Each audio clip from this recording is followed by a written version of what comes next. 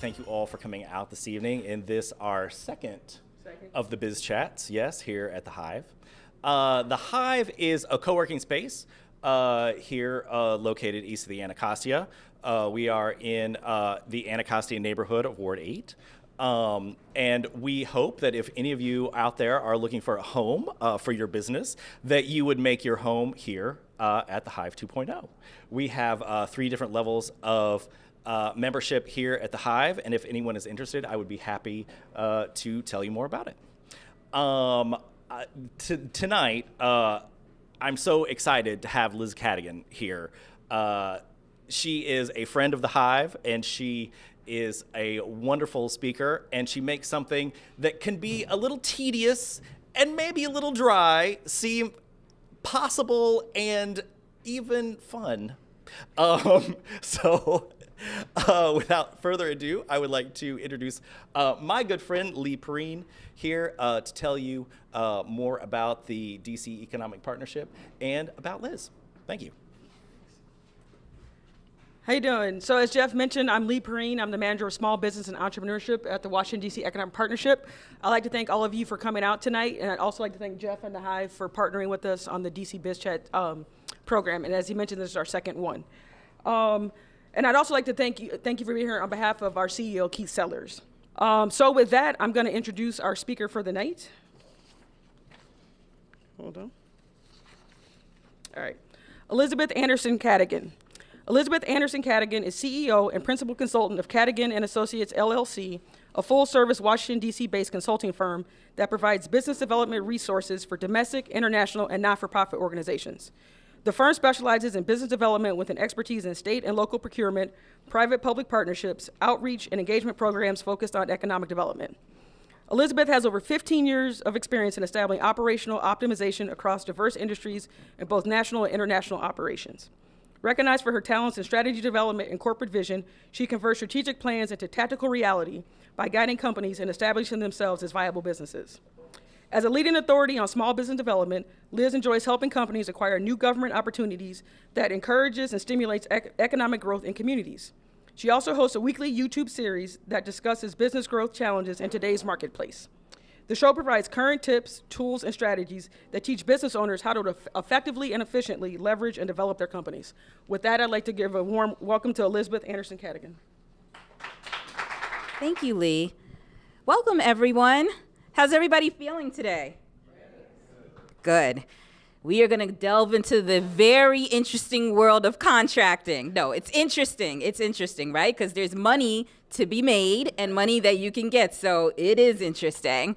I was really happy to hear about everybody and your businesses that you're doing. I always get really excited to meet other entrepreneurs, since that is what I am now, but that's not what I was 2 years ago. So just to give you a little bit about my background is that I actually used to work for the Office of Contracting and Procurement in the government. Wonderful agency, so shout out to OCP. And I was the vendor engagement manager, loved my job. Also, another thing you might not hear a lot about with folks in government. And I decided to leave. Why? Who leaves government jobs? I did because as a vendor engagement manager, I saw a lot of the challenges that small businesses were having, particularly my small businesses east of the river. And I knew that I could really serve as a resource to them that may not really be so accessible. And so that is why I decided to make the transition so that I could be that catalyst between government and small businesses and really be able to provide the tools and resources that are going to support you through the procurement process and to be able to understand the landscape of contracting and procurement in DC local government. So that is a little bit about me. And also, fun fact, I also own a dog, and she's a rescue dog, and I like to always add that in because I think people start trusting people more when they've got a dog, and especially have a rescue dog. So that's just a little tidbit about me. Okay, we're going to get started.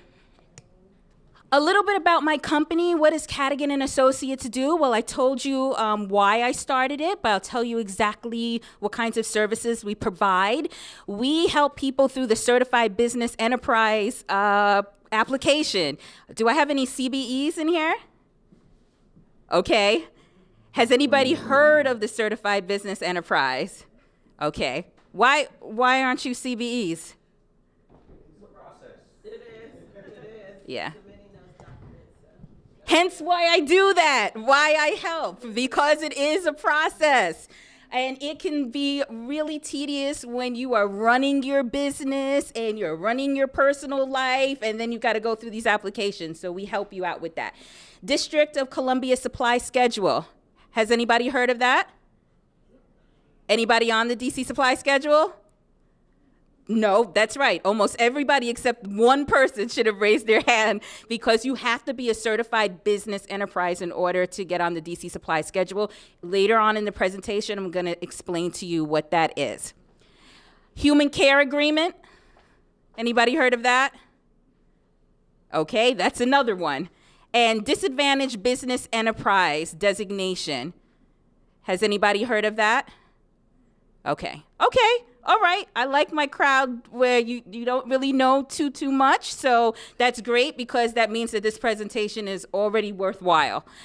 We also do strategic development. We help you with researching opportunities. How do you market yourself to a program manager? How do you talk to a contract officer? It's not the same as if you're talking in private sector. What should be in your proposal? We help you with that. How to bid, pricing. That's one that is really challenging for everyone, including myself, making sure that it's not only the best price for your business, but it's the price that the government is going to pay. And then we say government relationship manager. Not every business is necessarily ready to talk with some of the government folks. I think we've all experienced them on some level, and maybe you just don't want to because of maybe some bad experiences. We help you through that. Technical assistance, we support a lot of nonprofits. We help them with their fundraising development, grant writing, grant management, and then outreach and engagement. We work with district agencies. We work with chambers of commerce. And then this February, we went international. And so I was in India. I met with over 40 businesses in India. I traveled to 4 different cities. And guess what? They have the same challenges that you have here, particularly entrepreneurs that are disadvantaged. And so there was a lot that I was able to share with them, and that they were able to share with me as well. And so now we are entering into actual partnership to be able to work together. All right, now to get into the meat of it. So, overview of DC agencies, Office of Contracting and Procurement. That's where you're going to see a lot of the opportunities for the services that you currently provide. So, I think, was there someone who said construction? Yes, construction, okay. That actually comes in with an independent agency, Department of General Services, if you're familiar. Why I mention that is because OCP only has jurisdiction over about 77 agencies in the district. So that means you'll see their opportunities on OCP's website, which is ocp.dc.gov. But if you were interested in construction, you probably would see that on Department of General Services website, and they have a completely different system, and you would not see that on OCP's website. So that's something to note. If you, on your way in, took a copy, there was a table that had a listing. Actually, I have it.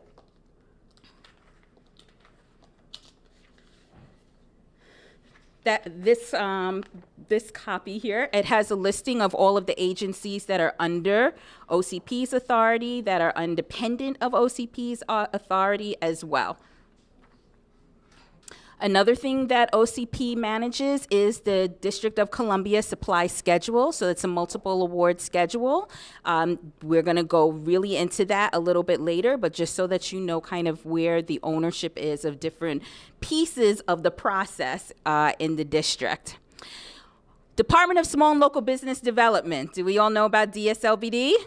Okay, great. So DSLBD definitely has many services to support small businesses. They have the Certified Business Enterprise, which is a preference program specifically for small business enterprises, as well as they have something called the PTAC Center, which is the Procurement Technical Assistance Center, and they can help you in terms of bidding and proposal writing, especially on the federal level. So there are a ton of free resources out there, and I am always quick to say go after those free resources first, and then decide on your own if you need a consultant. So I'll leave it at that. Department of Consumer and Regulatory Affairs, DCRA, basic business license, very, very important for you to have, and there are also a host of other certifications through them. They also lead free workshops monthly, so you can go on their website and find out, and they're very good.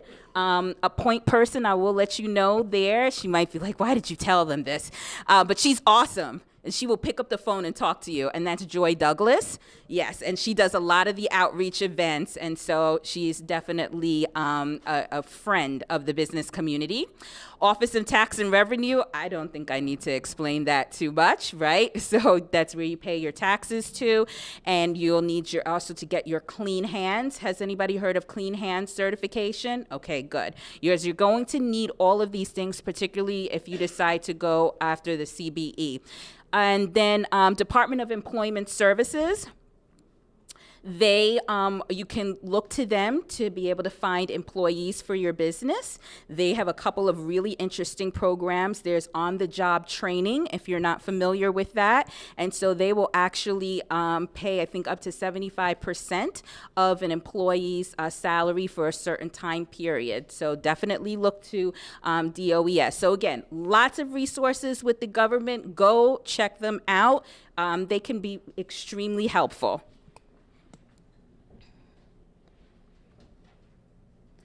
So what does the government buy? I think everything that everyone stated in here. So there are a ton of opportunities there. These are some of the areas that Office of Contracting and Procurement buys. So roadway construction, information technology. There have been contracts out for car washing, painting, office supplies, everything just about that you can think of. The government is looking for vendors to be able to provide those goods and services.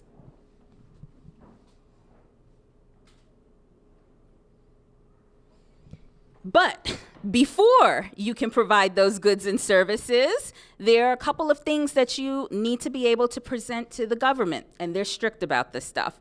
So your EIN number, so if you have a business, you should have an EIN number, and your Dun & Bradstreet. Is everyone familiar with Dun & Bradstreet? Okay, good. So just Dun & Bradstreet, if you're not sure what that is, it's kind of like your business credit score. So it's important to get that number. Of course, your proof of tax compliance, want to make sure that you don't owe the government over $100. So definitely check that out. Your registration, your business registration or your business license, and that during the contracts, they'll actually state what types of insurance requirements you must adhere to. Anybody have any questions yet? Pretty straightforward. Okay. CBE certification. This is what everyone who's in DC should have this. How many of my businesses in here are DC based? Okay. Okay, good. Yes. Your principal office must be in the district. So if you started a business somewhere else, but you haven't done anything there, think about us over here in DC because we have opportunities. Why it's important to become a certified business enterprise. There are preference points on contracts for that. There are specific contracts just for the certified business enterprise community. This is something that is extremely helpful. Also, when we start talking about contracting methods, I'm going to bring up something called micro purchases. exclusively contracting officers and program managers are looking at the CBE community for that. So this is why it's very important. You have to meet one of these 4 standards. So either more than 50% of your employees are residents of the district, the owners are more than 50% of the business enterprise are residents of the district, or more than 50% of the assets of the business, excluding bank accounts, are located in the district, or more than 50% of the business gross receipts are district gross receipts. So I spelled it out, and I took this also off their website because DSLBD would get very mad at me if I gave the wrong information. So this is exactly what's on their website for the types of criteria that you must meet. So you must meet those top 2 and then one of the 4. Any questions?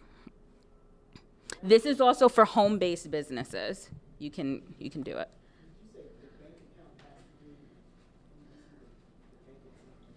The bank account, I don't know. The business, no, that your residents, no, just more than 50% of the assets of the business, excluding bank accounts, are located in the district. Yeah. Preference points. How do you get those? So there are designations within the CBE certification. So you can be a local business enterprise. You can be a small business enterprise. You can be a disadvantaged business enterprise, resident owned. All of these will give you points. A development zone enterprise, there's actually a website that you go to put your address in to see if you make that qualification. If you're a longtime resident business, veteran owned business, local manufacturing business enterprise, and then they have joint venture certification. So you can qualify for up to 12 maximum points. All right. Now we get to District of Columbia supply schedule. So that is through Office of Contracting and Procurement. So they manage this multiple award schedule. Why is it important? It streamlines the contracting process. Vendors adopt a GSA pricing schedule, and you can choose from 16 different schedules. So you'll pick a schedule that best fits the services and goods that you provide, and you can pick multiple schedules. Why the government likes to go use the District of Columbia's supply schedule is that for contracts $250,000 or less, that's where they're going to go to first. And everybody on a DC supply schedule is a certified business enterprise, so that is the prerequisite.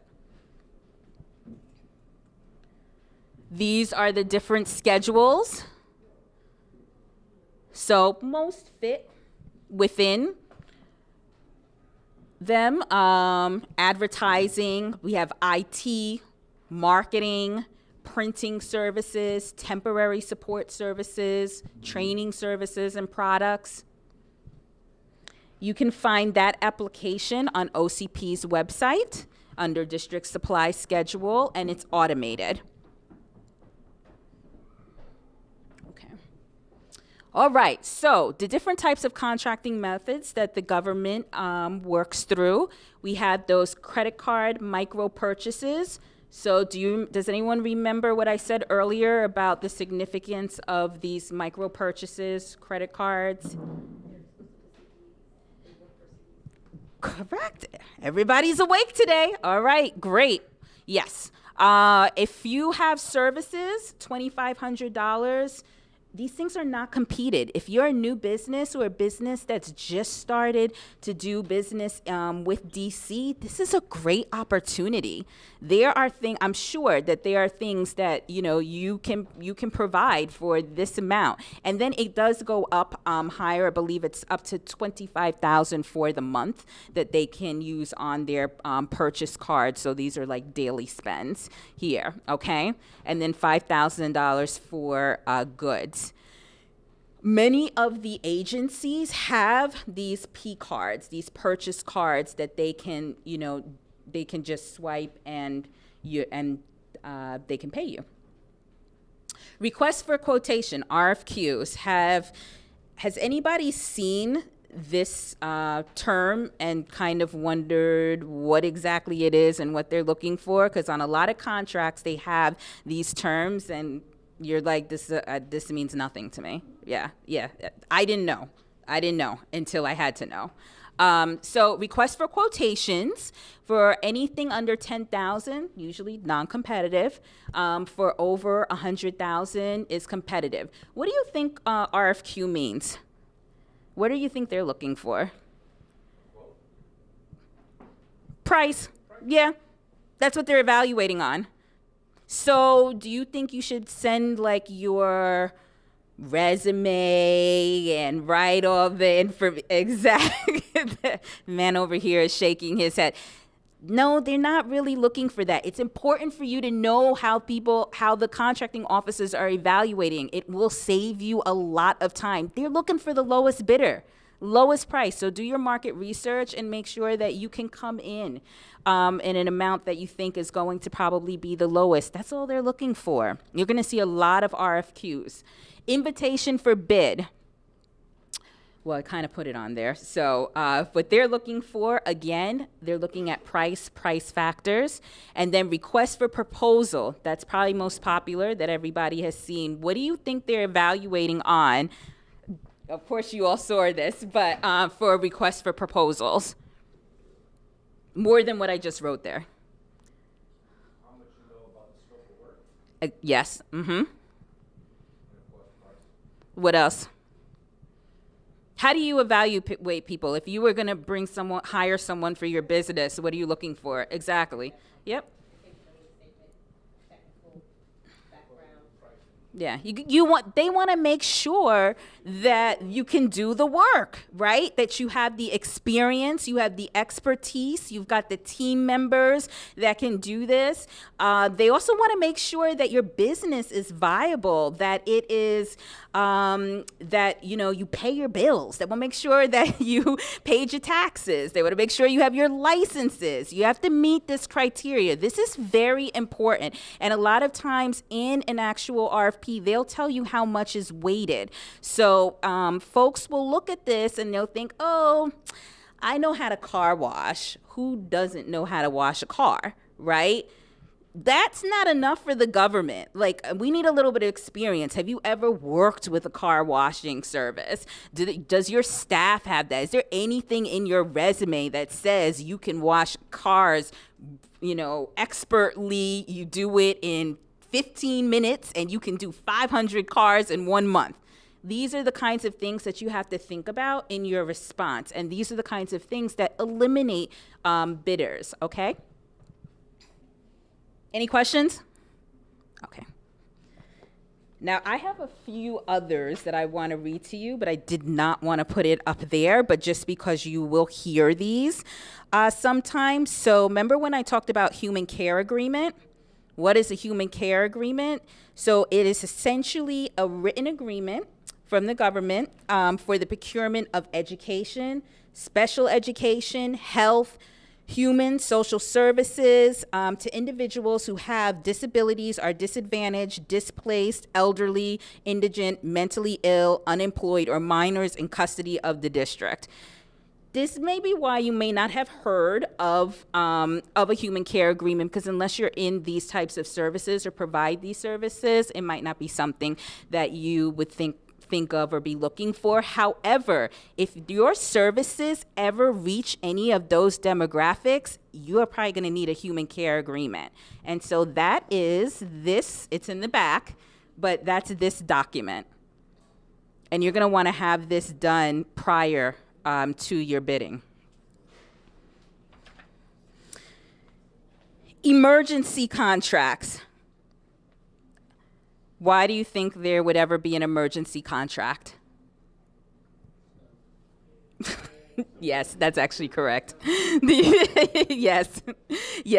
That's not where my mind went first for emergency contracts, but it is what it's used for a lot. But it's any imminent threat to public health, welfare, or safety that's going to seriously disrupt the services of the district government. So you may see emergency contracts. So those were just some of the ones that I didn't have up there, but that I thought you want to know just in case you see them.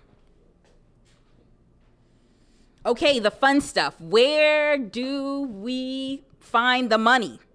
And that is go onto OCP's website, and they have an area that says opportunities and support, and then they have an area that says solicitation listings. But before you do any of that, you need to become register as a supplier. Has anybody registered as a supplier on OCP's website? Okay, so a few people.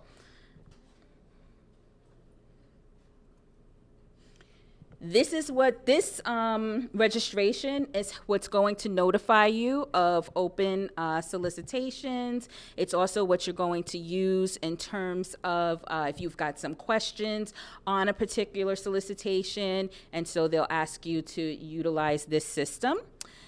For this registration, really straightforward. I know it's a little bit hard to see. You're going to put in your company name, your taxpayer ID, or your social security number. You don't need to put in your Ariba network organization ID, and then commodities supplied. So has everybody heard of NIGP codes? Okay, oh, this is, okay, that's good. A lot of people think that it's the NAIC codes if you've done federal contracts. Completely different for district government. They use NIGP codes, which are state and local procurement codes. They look like this. How many NIGP codes do you think you can enter? Oh, louder, ma'am. As many as you have the potential or the qualifications for. That's exactly right. As many as you can prove that you can do. Now, a lot of people, they're like, I'm just going to add every single NIGP code I can. I can paint, I can write, I can sing, I can audit taxes, I can do, and no. No. What you need to do is the services that you can do now, not what you do 5 years from now, and not what you did back in high school. Let's not do that. Do the codes that you do now. It is going to be worthwhile because then you're going to get the solicitations that are going to, that you can actually really bid on. And you can pick as many, again, as you want.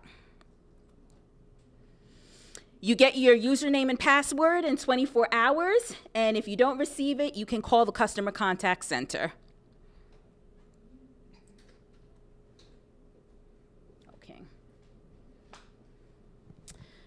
All right. So, solicitations. You know one way of being able to see solicitations, which is on the OCP website. Another way is that you can actually see it in local newspaper publication. Typically, IFBs. What are IFBs? What does that stand for? Yep, exactly. Are posted for about 14 days. Why do you think they're posted for 14 days instead of 21 days for RFPs? What is an IFB asking for? What are they evaluating on?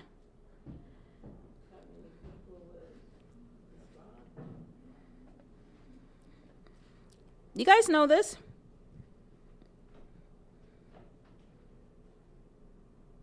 Pricing.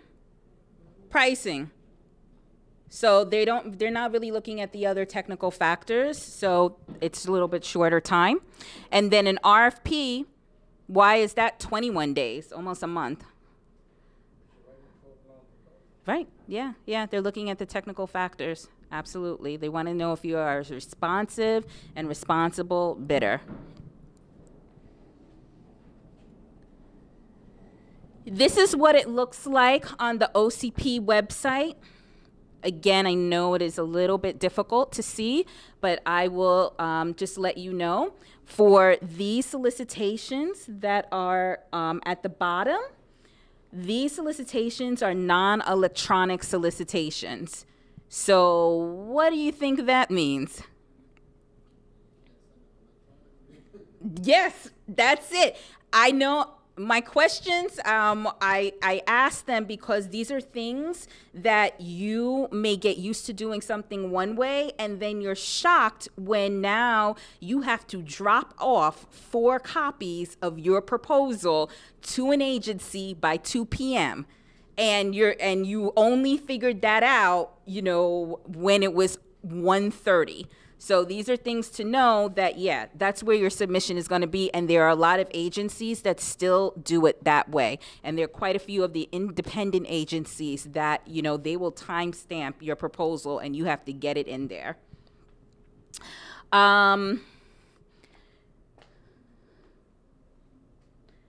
Up here, all the way at the top, is electronic opportunities. These are the ones that you can submit electronically through Ariba, and you don't have to walk in with it, and you'll find them here.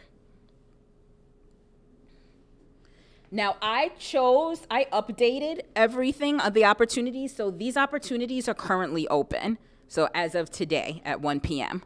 So there's a request for proposal for pregnant and parenting youth independent living programs. What does RFP ask for? What do they look? How are they evaluating? Right, exactly. Technical and pricing. Here's one: temporary services for veteran, DC supply schedule only. So remember I said those set-asides? Only DC supply schedule for that one. All the way at the bottom, I know you can't see it, so I'm just going to say it. Boxing ring, CBE vendors only. Laptops and IT equipment, DC supply schedule, ITES suppliers only. So it's this specific schedule. Very important that you see these things and that you realize, because you might complete your bid and you send in your proposal and then it's rejected, and it's because you didn't take heed to be a CBE. You didn't know that you had to be on the DC supply schedule.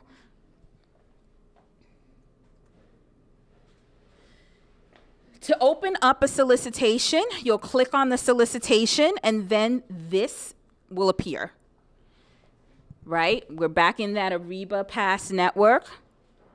You're going to see the owner of it, Josephine, is here. And this one that I chose was, let me remember, hauling and disposal services. So this is for hauling and disposal services. These are the NIGP codes that they're looking for. And then this is the closing date for you to submit your proposal. Now, if you don't have these NIGP codes, you can still actually bid on this. But if you had them, it's probably how you would have found out about the opportunity if you weren't searching through it every day. So just know that that's the difference there. You're going to download all the content so that you'll know everything that you actually have to submit.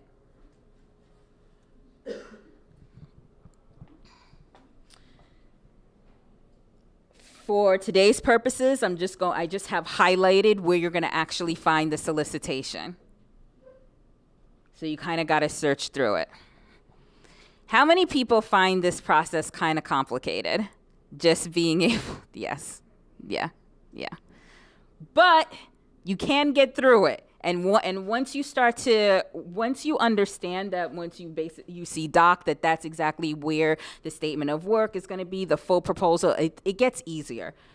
So that's why I like to try to show people exactly where they're to find things. Does anybody know what amendments are? Yeah, exactly. People sent in their questions, and so then they've made changes, or they have listed the questions for everybody to view their responses. Okay, and then some of these are the other documents that you'll need. You'll need to fill out your equal opportunity policy statement, tax certification affidavit, first source employment that comes through DOES.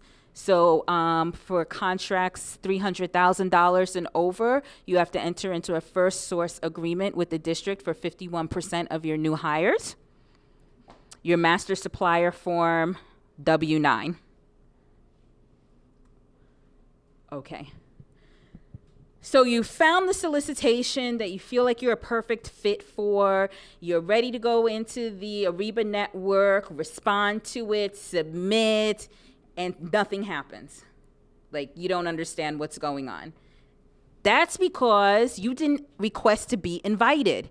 If they didn't send it to you, then you have to request to be invited. So yes, there is another step to the process. Yeah. How you respond is very easy. This is one of the easiest steps possible. You send an email to the contracting officer, and you just have the solicitation ID number, your tax ID number, name of company, and you put one sentence. I would like to be invited to this solicitation, right? And you have that information, and then it's done. Okay. Any questions? Great. Okay, this is what the hauling and disposal services solicitation looks like.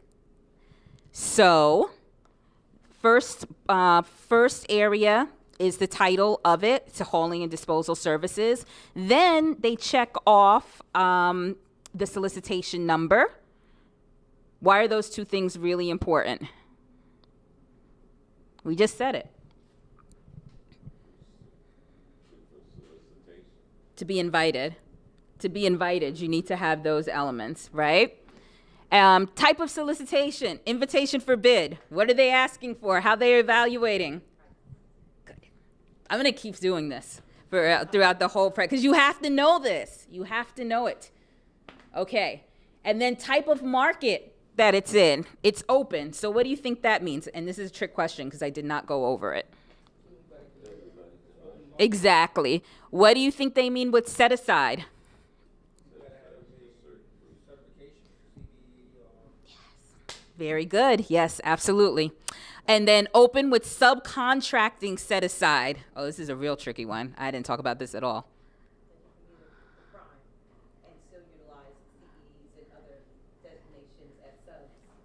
Absolutely. For contracts that are $250,000 and above, you have to enter into a subcontracting plan. 35% of the dollar value needs to go to a SBE or CBE. And I have copies of subcontracting plans for you as well. And so this is what you would have to fill out, okay?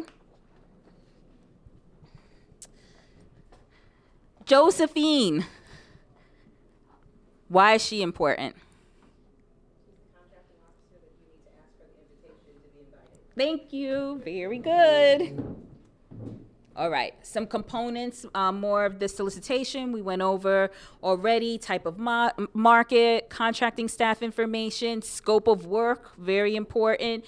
Insurance requirements, the payment schedule. People forget this, and this is actually important for you to look at before you even bid, because if you're especially a new business and payment might not be for 6 months or a year, or it's maybe once a month, but you have to employ like 7 staff members, you might not be ready for this contract, and you should know ahead of time so that you're not kind of wasting your time as well. Know the submission requirements. You got to run to the agency and be there by 2 p.m. If it's a hard copy bid that you have to give in, subcontracting plan, and then the additional required documents that we spoke about earlier. All right. So you've done everything right. You got invited. You responded. You're waiting to hear back. You didn't win. You didn't win the bid. What do you do next? It's right. It's right there. I'll tell you when it's a trick question. Okay. Yeah, you want to ask for a debriefing, and what you can do during a debriefing, and why this is important for you to do with every proposal that you send in and that you don't win, is because you can find out what went wrong with your proposal. Now, you cannot find out why the other vendor won, Okay, that's not what they're allowed to do. By law, it's only about you, and there are certain questions that you want to ask. Okay? What areas were you looking for? Where could I have been stronger? You know what? And they'll tell you. And you might be surprised to hear what they say, but that is what is going to help you for the next contract. Because what do you think, I said earlier when I was giving my background and I said I left my good government job. Most people don't leave their good government jobs, which means you're going to have the same contracting officer over and over again. Get to know how they evaluate. Get to know what they are looking for. That way you can be better prepared, especially when you see them on that contract again. Also, particularly for when they're looking at price, you can find out where you fell within the price. So maybe you were second highest, maybe you were too low. So these are things that you need to definitely find out.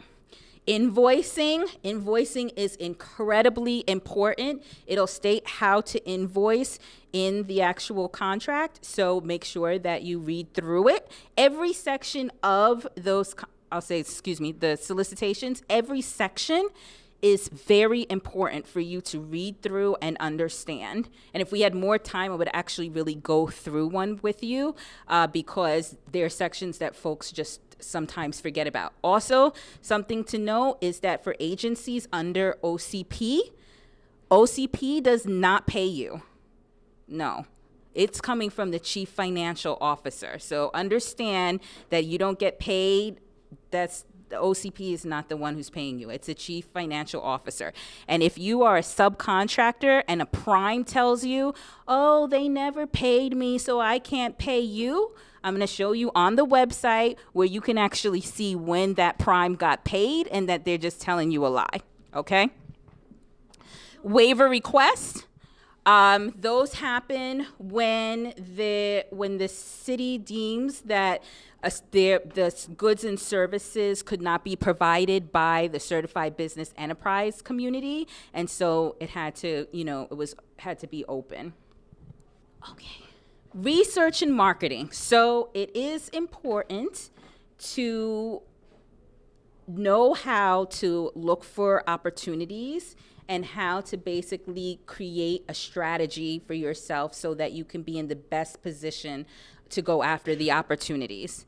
The district has on OCP's website forecasting so that it can prepare you for opportunities that are coming up a couple months from now, the end of the fiscal year, and that way you can start to really make sure that you're in the best position to go after it. You can also look at awarded contracts, and you can see what a contract that was maybe similar to what you're going after now in that agency, how much they spent in the past for it. So that's a good indicator as you're creating your bid and your pricing. Particularly, you can also submit a FOIA, which is a Freedom of Information Act. And so a FOIA is if you want to see, fully a contract that had been awarded and what kind of information was submitted by that vendor. A lot's going to be redacted, though, so just realize that. Capability statements. Who has a capability statement? Okay. Who doesn't know what a capability statement is? Okay, good. So a capability statement is basically your business resume. Why is it important? If you are going after your certified business enterprise, you have to have a capability statement. On it is going to have your NIGP codes, what kinds of services you provide, what your past performance is, that your DUNS number, all of your certifications, and that basically gives a contracting officer, program manager, a glimpse of your business. It's a great marketing tool if you decide to go to what do they call them? Industry days, or going to procurement fairs so that they have something that really represents your business, gives a full description of your business. Pre-proposal conferences. Has anybody gone to a pre-proposal conference? Okay, good. Yeah, so this is very important. Not every solicitation is going to have a pre-proposal conference, but if it does, you need to go, because that's where you can ask questions. That's where you can also get a feel for who your competition is. I've been to pre-proposal conferences, only 2 people showed up, so I got to ask a lot of questions, and I also realized I didn't have that much competition. Now, other people, could have still applied, but you get to know. Other times I've gone to others and I saw multi-million-dollar companies, and I was like, nope, that's not going to work. Let me give my capability statement to that multi-million-dollar company that has just years of experience.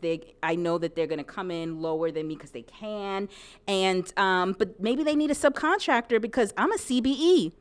And I know they're going after over 250,000, so I could do 35%. Let me market to them rather than marketing to the government, which I think is not going to really serve me the best way. Things that you need to think about.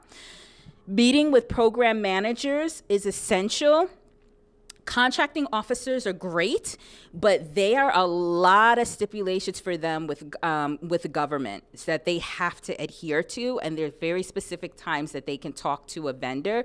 Whereas program managers, well, they're the ones that are asking the contracting officers, basically, these are the goods and services that we need. So it's better to talk to them because they know, hey, I'm going to have a hauling program, and I know I have X amount of money I'm going to have to get rid of, and you're already starting to form that relationship with them ahead of time. And then, of course, attend the industry days, workshops, and then there was recently an event called DC Buys, and I don't know if anybody went to it. It was... Yes, at the convention center. So that is where they brought together, I think, about 40 agencies, program staff, contracting officers to let vendors know what opportunities are available. I know, at the same time. I know, yeah. So, but they have that yearly around the same time in April each year. Okay. So I'll go through the site just so that you know a little bit of where to find the areas that I just spoke about. So this is OCP's website. And if you go into the accountability and transparency tab, you can find the awarded contracts database. This is what it looks like. So you can search by vendor.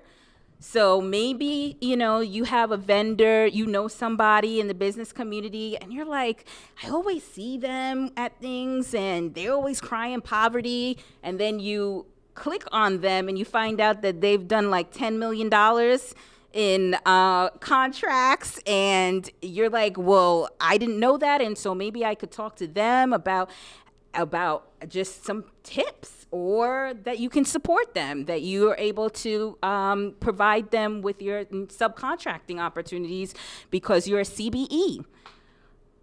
You can also check with contract number. So you just want to know you didn't win on a contract, so maybe you want to know who did. You can check by commodity. You can check by the market type, and you can check over the years. So really good tool.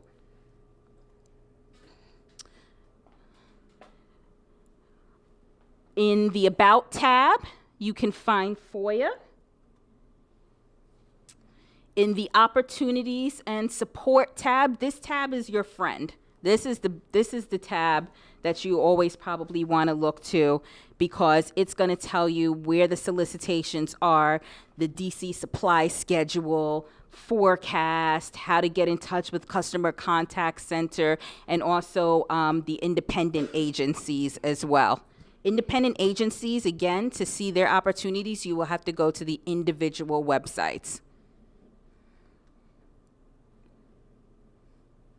This is a fun one that a lot of people don't know. Surplus property.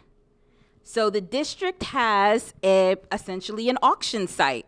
So you can find a lot of the goods that you may need to build your business on this site, and they're at really reasonable prices. Of course, you're bidding, so you don't know how high it's going to be, but you can get something at quite an affordable price. So I just put in office, but I got in a lot of the trucks and cars and loading types of equipment, and these prices compared to if you were to get them from, I don't know, a major store or auto mechanic or something like that, that these were probably going to be a lot better. So this is something really good to know. You should look at it if you're looking for other office supplies, if you're looking for just things for the building your infrastructure of your business. You can get these at a really good rate, and this is managed also by the Office of Contracting and Procurement. All right, so last, business resources. This is the website for the surplus property, dcgov.govdeals.com. Also, the district has a new procurement ombudsman, and his name is Pete Teague. And so why Pete is important is that, let's say you're having some questions about the contracting process. Maybe you need support in an area, you're going after a waiver request. He is really the person that you can contact, because his sole job is to be able to provide tools and resources for the vendor community. And also, Pete is just a really great guy. So I think that that you will really enjoy working with him, and he's very responsive. Your chambers of commerce you can look into as well for business tools. Department of Small and Local Business Development and the PTAC Center, they have a lot of free workshops. They have specialists that are there to help you. And then, of course, Washington, D.C. Economic Partnership as well. Oops. This is my contact information for my firm. And if you enjoyed information that you learned today, feel free to send me an email or give me a call if you want to know about more services and how I can help you. I would absolutely love to speak with you. And you can also reach out to my business development specialist, Kiara, and she's in the back there. She's handing out some surveys if you wouldn't mind filling them out, because I like to know how I'm doing and how I can improve upon all of these presentations. So please do, and please take down my information, and I have business cards in the back. Good evening. My name is Cheryl. How you doing? Good. My question, it seems to be a lot. On average, when someone is new going into this, what is the average time for them to kind of understand all of the things that are moving in this? Because I'm listening to what you're saying, and I have to process. So a lot of the questions that you had, it would take me time to understand it. In your experience, how long does it take for someone to kind of understand to move through this? I mean, it depends on which process you're talking about. Like, how long does it take to understand the CBE, application and process? I mean, if you have the ability to get all of the, the documents that you need in order for your applications to be processed, it's not that hard. Going after opportunities, for me, I feel that once people are educated and they have some practice, that this process is not as daunting as it seems. So you're hearing all of this right now, and it's a lot. It's like, whoosh, that's going over. There's some people who've seen my workshop a few times. Did you still find something new? Oh, yeah. And they're still going through it. So I say pace yourself, but you can definitely get through it. And if not, then that's why people come to me. So that way we can really do hands-on work with you. Mm-hmm.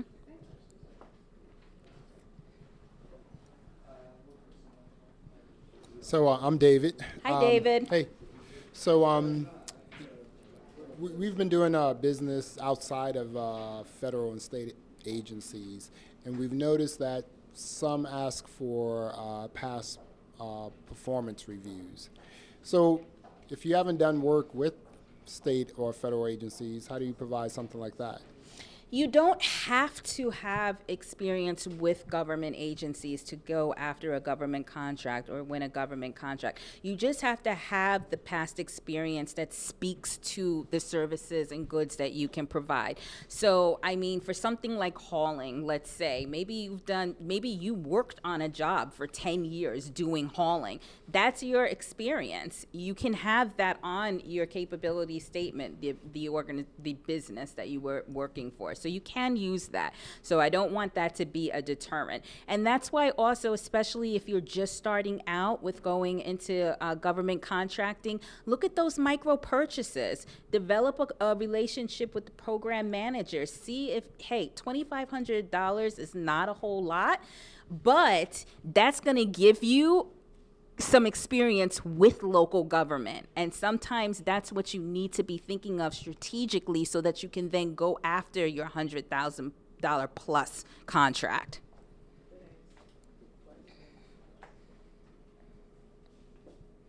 How you doing? Hello. I just want to focus more on the mental aspect of it, because I know when you first starting off, there's some mental like hoops you have to jump through, and I just want to know, like, what did you do to get over those mental humps? Oh, I'm still working on that. So, I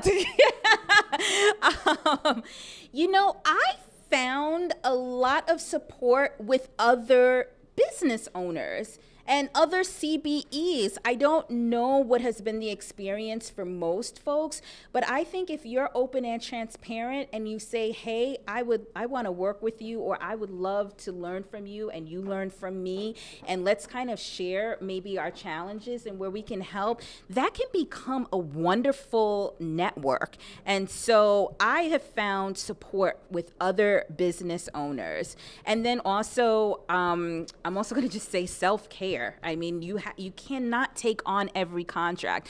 I don't take on every client. In the beginning, I did, because I was just like, I just want to make money. You know, I don't have my government money anymore, so I need to be bringing in money. So I was taking on everybody, but I stopped that really fast. I stopped that in under a year because it wasn't worth the headaches. And I said, I can put more time into other areas and cultivating other types of client relationships that are going to be more fruitful in the end and that are going to propel me to the next level. And that also was very helpful. And then delegating.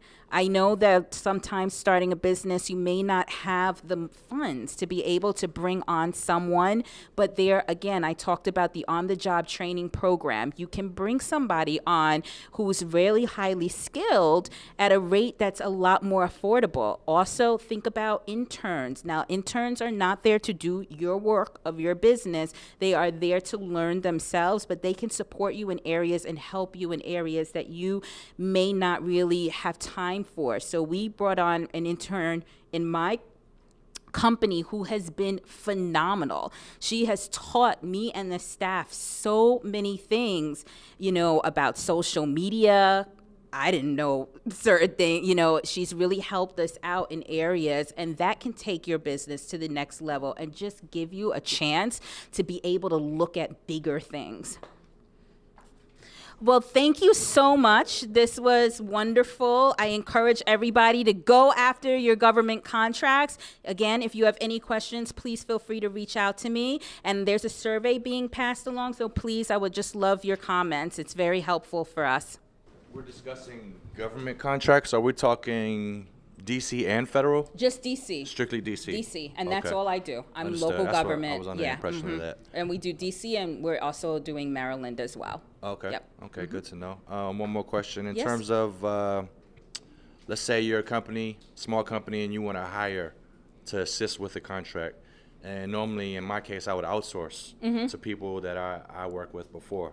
Is that something that needs to be reported, or is this something in terms of, acquiring this contract, does it have to be done through the system? What exactly do you mean by that? Assistance in terms of outsourcing for a project. Okay. Like- so like having subcontractors or Yeah, like Being yeah, that you can have subcontractors on a contract. Okay. Does And it have to so go through the system, or can you individually do that you once you need to acquire? have, well, they'll ask for subcontracting plans depending on what the dollar amount is. You know, there's some things that you're going to have to think about as you're pursuing that. It's different for each opportunity.